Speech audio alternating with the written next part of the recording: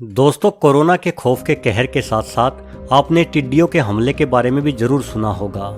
अगर आप किसान हैं, गांव में रहते हैं और खेती बाड़ी करते हैं तो ये टिड्डियां किस तरह से आपकी जीविका को प्रभावित कर सकती हैं, इतना तो आप जरूर जानते ही होंगे। लेकिन अगर आप शहर में रहते हैं तो शायद आपका ध्यान टिड्डियों के हमले की ओर नहीं जाता होगा। आपको लगता होगा कि ये टिड्डियां सिर्फ किसानों को ही नुकसान पहुंचा सकती हैं और किसानों को भी कितना नुकसान करेंगी। एक छोटी सी टिड्डी भला कितनी फसल बर्बाद कर सकती है। किंतु दोस्तों, आज के वीडियो को अगर आप पूरा देखेंगे तो जान जाएंगे कि इन टिड्डियों की वजह से सिर्फ गांव या शहर नहीं बल्कि पूरा का पूरा देश बर्बाद हो सकता है। ऐसा इतिहास में पहले भी हुआ है और आगे भी हो सकता है। अभी पाकिस्तान के रास्ते करोड़ों अरबों की संख्या में टिड्डियां भारत घुसी हैं।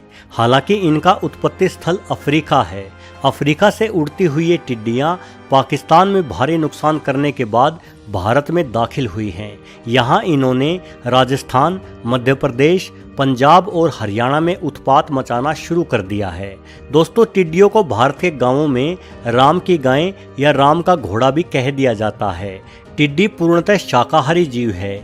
इसकी लंबाई आधे इंच से लेकर 3 इंच तक हो जाती है और वजन करीब 3 से 5 ग्राम होता है। भारत में टिड्डियों की मुख्यतः 4 प्रजातियां पाई जाती हैं, जिन्हें डेजर्ट, माइग्रेटरी, बॉम्बे और ट्री टिड्डी के नाम से जाना जाता है।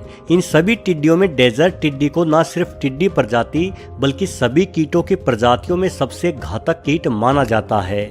कहा जाता है कि ये डेजर्ट टिड्डियां हर साल दुनिया के कुल अन्न उत्पादन का 10% हिस्सा चट कर जाती हैं। इनके झुंड का फैलाव 1 वर्ग किलोमीटर से लेकर 100 वर्ग किलोमीटर तक के इलाके में हो सकता है और सिर्फ 1 वर्ग किलोमीटर के इलाके में ही इन टिड्डियों की संख्या 5 करोड़ तक आसानी से हो जाती है।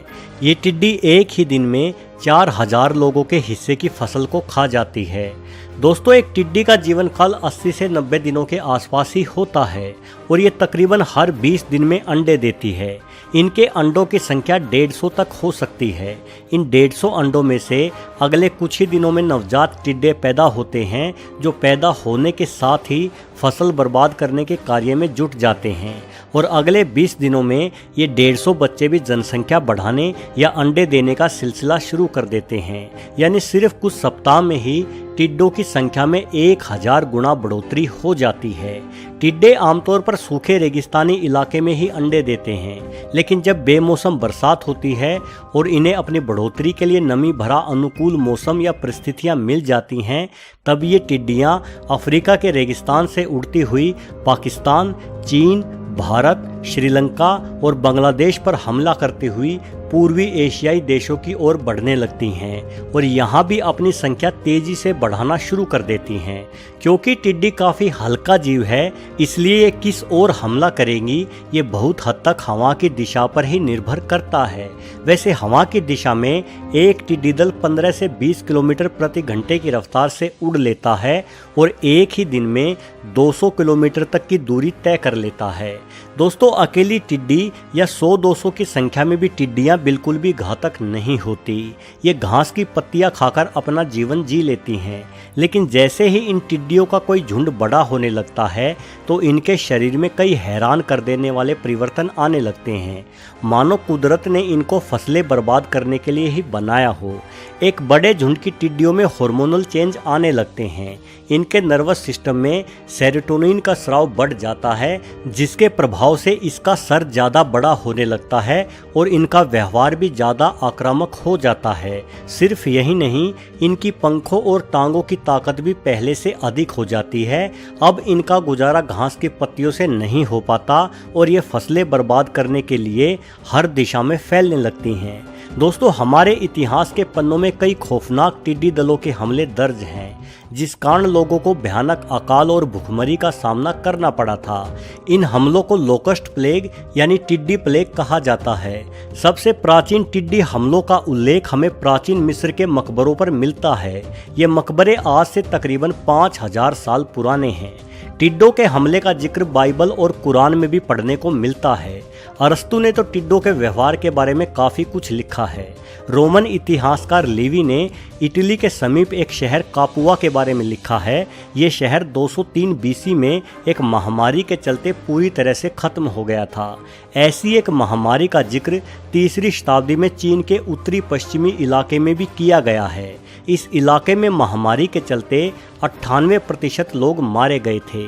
माना जाता है कि उस समय टिड्डियों के हमले को ही महामारी से जोड़कर देखा जाता था। टिड्डियाँ किसानों की फसलें यहाँ तक कि बड़े पेड़ों को भी खाकर पूरी तरह से समाप्त कर देती थी, जिस कारण सभी शाकाहारी जीव भूखे मारे जाते थे। सभी गांवों में गाय भैंसों के सड़ते शवों के कारण महामारियां फैल जाती थी, जिसके प्रभाव में आने पर मांस खाने वाले सभी जीव भी मारे जाते थे। टिड्डियों के हमले के सबसे भयानक सबूत हमें 1958 में चीन में देखने को मिलते हैं। इस वर्ष चीन की सरकार ने अपनी अर्थव्यवस्था चमकाने के लिए गोरैयाओं को मारने का फैसला किया। चीन वासियों का मानना था कि ये छोटी सी चिड़िया बड़ी संख्या में अनाज खाती है, जिस कारण चीन को भुखमरी का सामना करना पड़ता है। अगर हम इस छोटी सी चिड़िया को पूरी तरह से समाप्त कर दें तो लाखों टन अनाज का उत्पादन बढ़ा सकेंगे। यही सोचकर चीन ने गोरैयाओं को मारने का अमानवीय कार्य शुरू कर दिया। हर दिन लाखों की संख्या में इस मासूम चिड़िया को मारा गया। नतीजन सिर्फ कुछ ही महीनों में चीन से गोरैया पूरी तरह से गायब हो गई। लेकिन चीन वाले ये भूल गए कि गोरैया सिर्फ अनाज ही नहीं बल्कि टिड्डी जैसे कीटों को भी खाती है, जिससे टिड्डियों की संख्या नियंत्रण में रहती है। गोरैयाओं को मारने के कारण चीन में टिड्डियों की संख्या अनियंत्रित हो गई और टिड्डियों ने चीन में भयंकर हमला बोल दिया।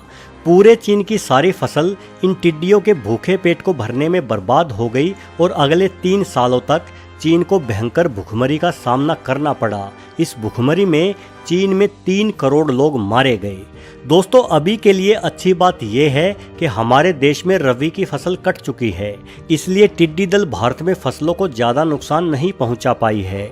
लेकिन माना जाता है कि इस साल ये टिड्डे अगस्त और सितंबर तक भारत पर हमला करते रहेंगे। अगर ऐसा हुआ तो ये टिड्डी दल न सिर्फ खरीफ की फसलों को बर्बाद करेंगे बल्कि हमारे देश के सभी हरे भरे पेड़ों को भी चट कर जाएंगे, जिस कारण किसानों को तो गंभीर संकट का सामना करना ही पड़ेगा। एक आम शहरी के जीवन में भी भयंकर संकट आ जाएगा।